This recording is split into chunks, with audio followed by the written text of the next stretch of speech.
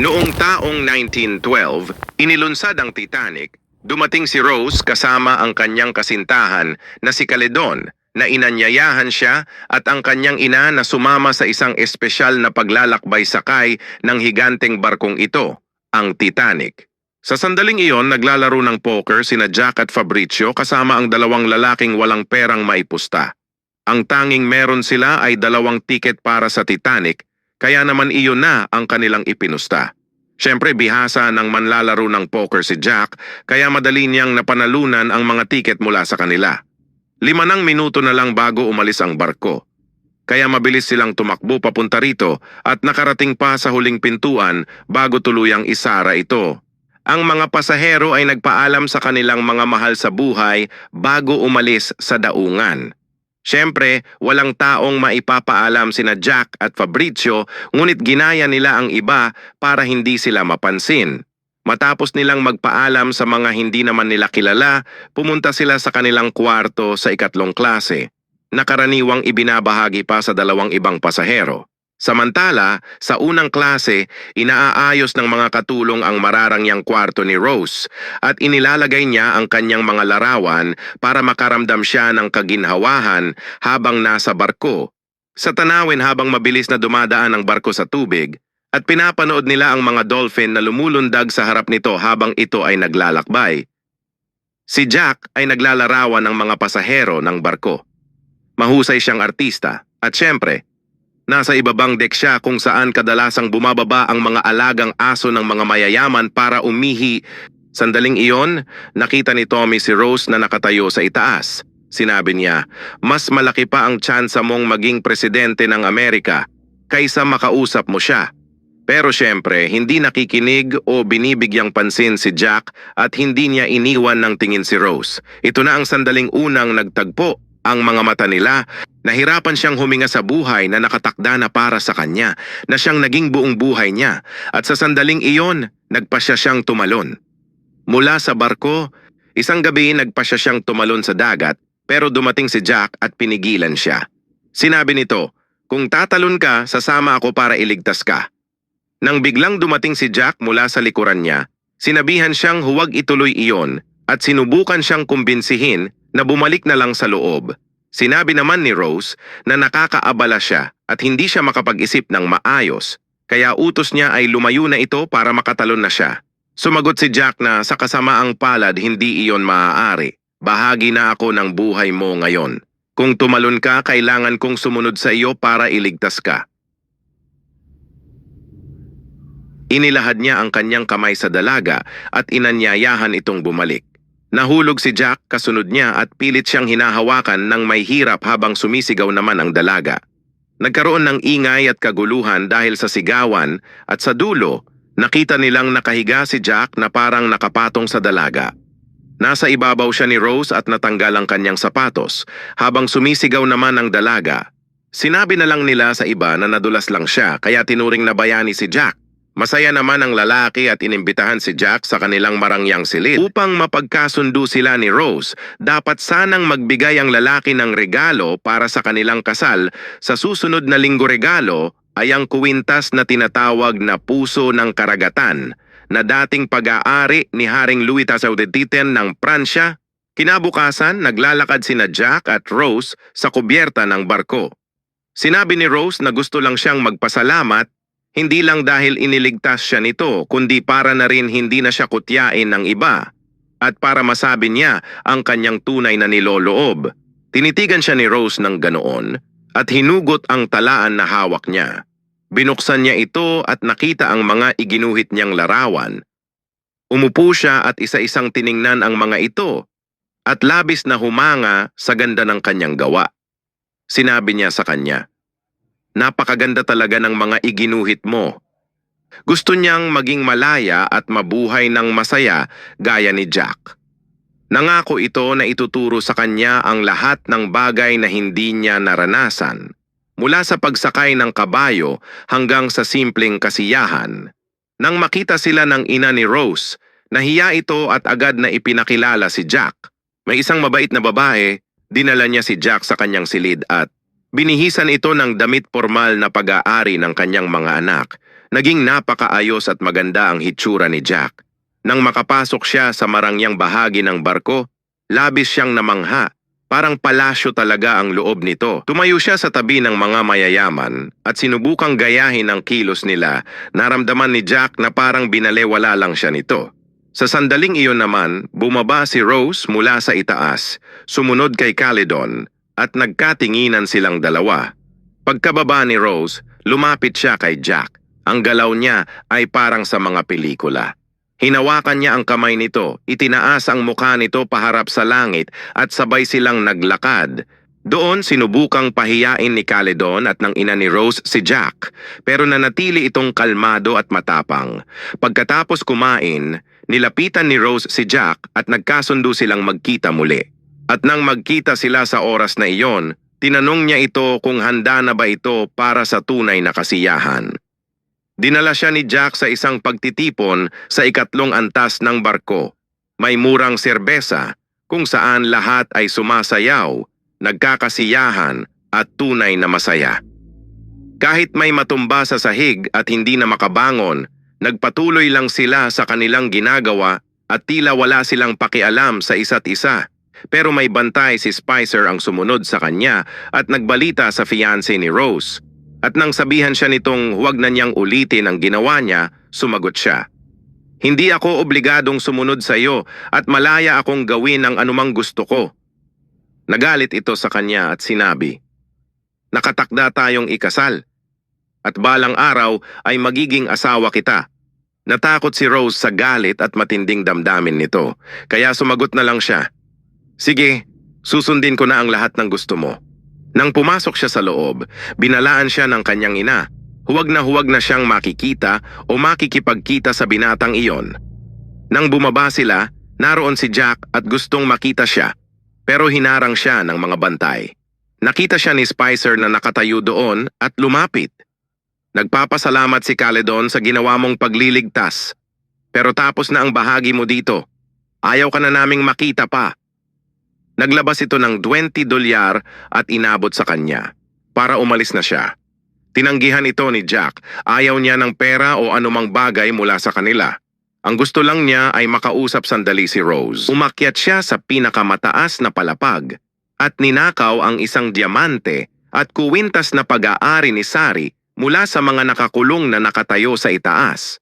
Ang bilog ay nasa tabi nila hanggang sa dumaan ito sa harap niya at tumayo ang isang tagahakot ng rosas at pumasok sa silid sa tabi niya. Sinabi ni Rose kay Jack na hindi na siya makikita pa nito dahil nakatakda na siyang ikasal kay Caledon at mali ang ginagawa nilang dalawa na puro huwad at hindi totoo ang buhay na kanyang ginagalawan. Lalo na nang makita niya ang isang batang babae na pilit pinaupo ng ina nito ng parang isang dalaga, kahit na gusto lang naman niyang umupo ng komportable. Nakita niya ang sarili niya sa batang iyon at alam niyang lalaki rin siyang katulad nila. Kaya naman, lumabas siya at nagpunta kay Jack para sabihing nagbago na ang isip niya. Habang nagsasalita pa siya, nanatiling tahimik si Jack at tinakpan ang mga mata niya. Hinawakan niya ito sa kamay at inakay paakyat sa hagdan habang nakatakip ang mga mata at hindi alam ni Rose kung saan siya dadalhin nito. Sa sandaling iyon, sinabihan siya nitong ibuka ang kamay at imulat ang mga mata.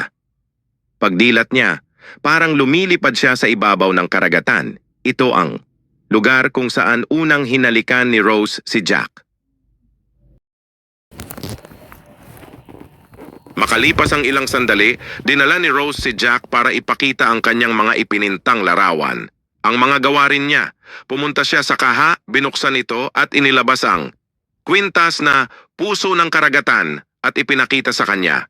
Hiniling niya rito na iguhit siya habang suot ito.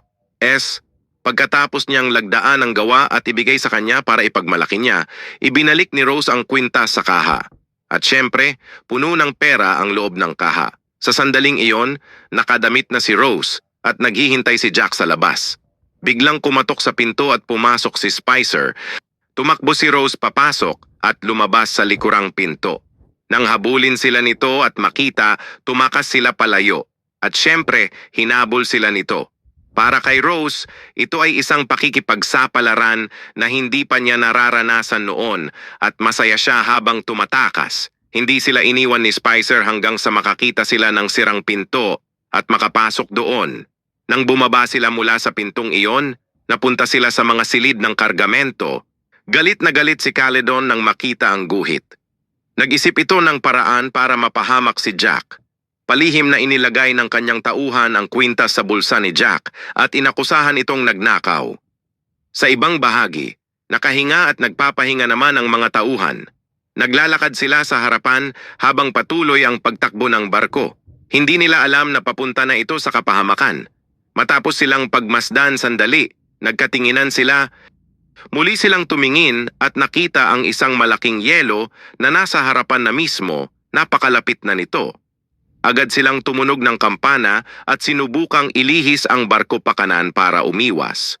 Pahilaga ang takbo ng barko habang bumabaligtad ang direksyon. At syempre, pabalik na rin ang takbo ng mga makina. Inutusan niyang isara ang lahat ng pugon at itigil agad ang mga makina. Nang tumigil na ang lahat, binuhay nila ang mga puwersang paatras para mas mabilis na makalinga ang barko. Mabilis na lumalapit ang yelo sa kanila. At kahit paatras na ang takbo ng makina, hindi pa rin lumiliko ang barko. Pero tumama pa rin ito sa gilid at ilalim ng yelo at humampas doon. Naramdaman ng lahat ang malakas na yugyug. Lahat ay sigurado na narinig nila ang tunog ng pagbangga. Naramdaman din mismo ni Rose ang pagyanig habang nakaupo siya sa kanyang silid. Ang hindi nila alam ay basag na ang barko at nagsisimula ng pumasok ang tubig. Nang malaman ito ng mga opisyal, isinara nila ang lahat ng mga bakal na pinto ng mga makina para hindi kumalat ang tubig sa ibang bahagi ng barko. Sino man ang nakatakas bago sumara ang pinto ay ligtas. Pero ang mga hindi nakalabas, syempre ay naipit at naipit kasama ng tubig. Nang bumangon sila, puno na ng tubig ang buong paligid. Nakita nilang tumatakbo ang panadero palayo. Siguradong tumatakas din ito mula sa tubig gaya nila. Galit na si Caledon at ang kanyang katulong dahil nabuksan ang kaha at akala niya ay ninakawan siya. Nandoon din si Spicer. Nang ilagay nito ang diamante sa mesa, luminaw na ang lahat. Si Spicer lang ang nakakaalam ng lahat ng nangyari. Palihim na inilagay ng kanyang tauhan ang kwintas sa bulsa ni Jack at inakusahan itong nagnakaw. Ikinulong si Jack habang tumatawa lang si Caledon. Sinabi naman ni Jack kay Rose na tiyak na si Spicer ang naglagay niyon sa kanyang bulsa para lang isiwalat at ibintang sa kanya.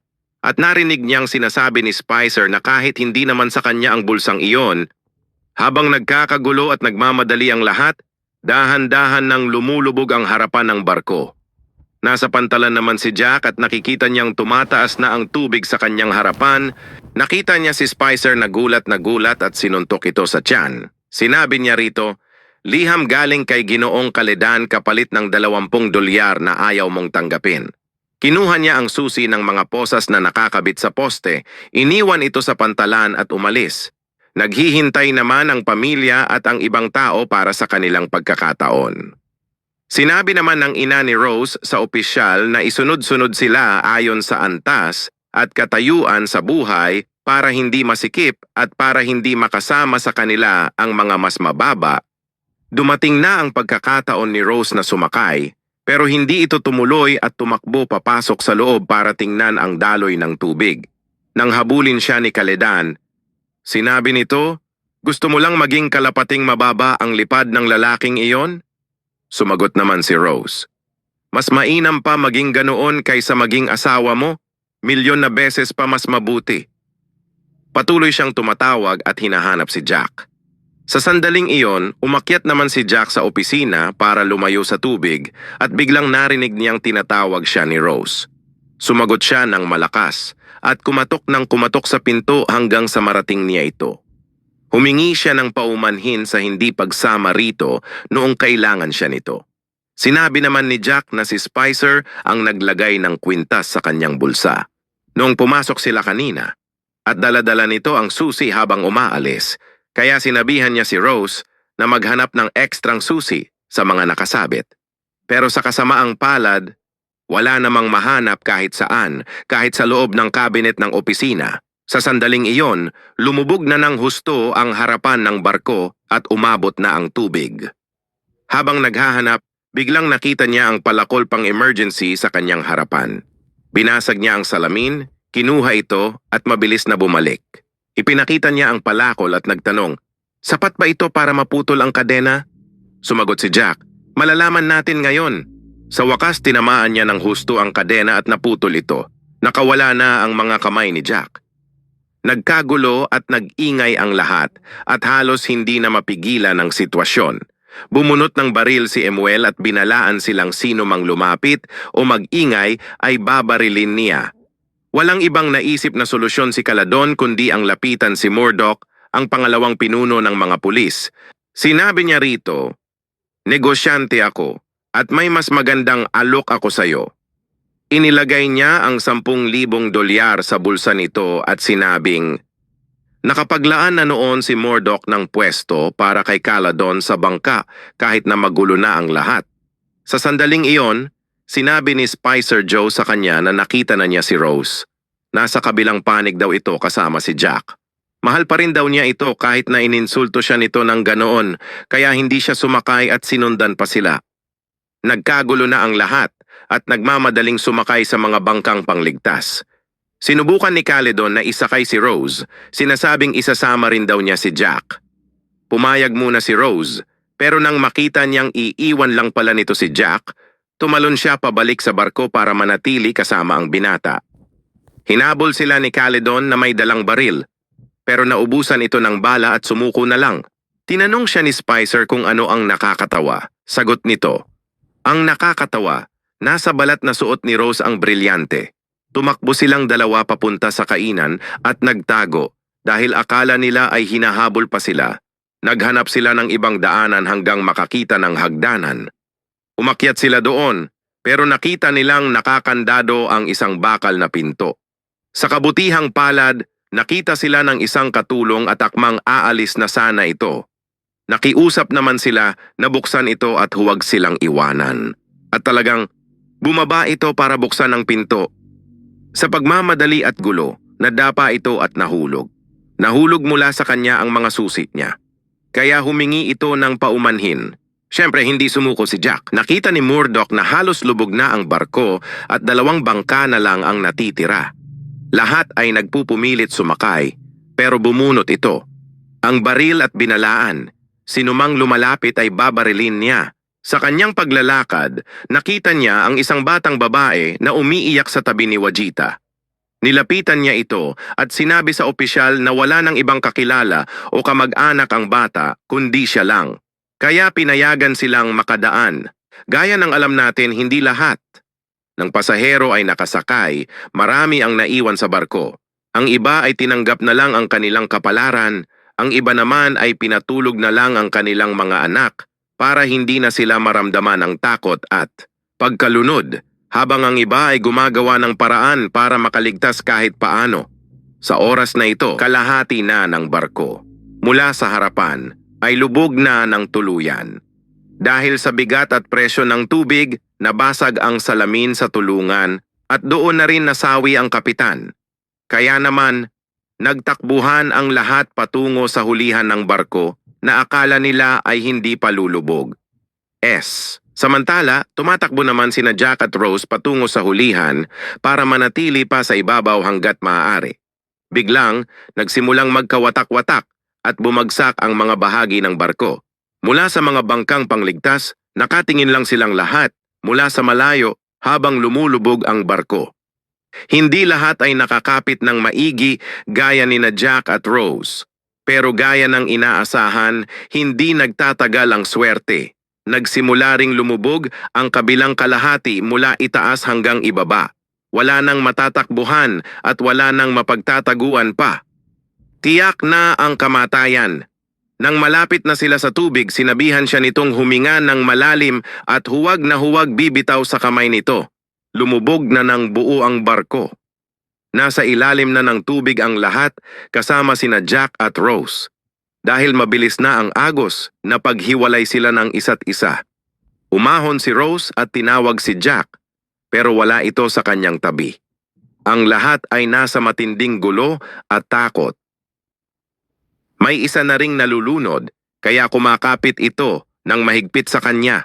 Biglang lumitaw si Jack, hinampas iyon at iniligtas siya. Nakakita sila ng malaking tablan na nakalutang, pero hindi nito kayang magkasya silang dalawa. Nanatili si Jack sa tubig habang nakahiga naman si Rose sa ibabaw. Pumipito naman ang katulong upang tawagin silang bumalik at magligtas. Pero wala ni isa sa kanila, lalo na ang kapitan ang gustong bumalik.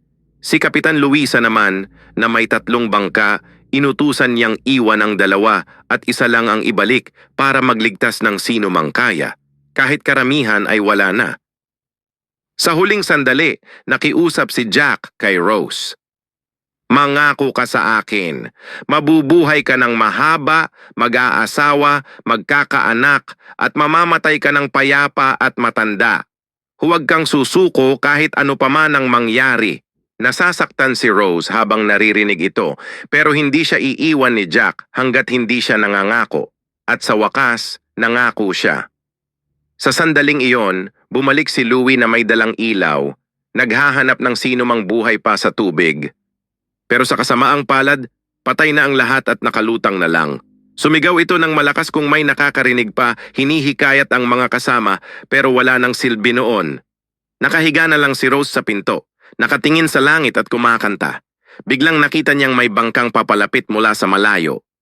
Tuwang-tuwa siyang ginising si Jack at sinabing may darating na tulong. Pero wala nang gising si Jack, pumanaw na ito. Kumapit na lang siya sa pinto at akmang sasama na sana rito sa kamatayan. Halos hindi niya matupad ang pangakong lalaban hanggang huling hininga. Sinubukan niyang tumawag pero mahina na ang kanyang boses at lumalayo na rin ang bangka. Kinalas niya si Jack sa pinto, nagpaalam at lumayo mula rito. Lumapit siya sa lalaking pumipito na noon ay wala ng buhay. Kinuha niya ang 7 mula rito at buong tiyagang humipak hanggang sa marinig siya nito. At bumalik muli ang bangka. Sa wakas, nailigtas siya. Pero 1,500 katao, bata man o matanda, ang nasawi at naiwan doon. Pagkalipas ng 2 oras, makalipas ang ilang oras, nailigtas si Rose ng ibang barko. Itinago niya ang sarili para hindi siya mahanap ni Caledon. Tinupad niya ang pangako kay Jack. Namuhay ng masaya, nagkaroon ng pamilya at nabuhay ng mahabang panahon. Hanggang sa huli, itinago niya pa rin ang kwintas na puso ng karagatan bilang alaala sa pagmamahal nilang dalawa.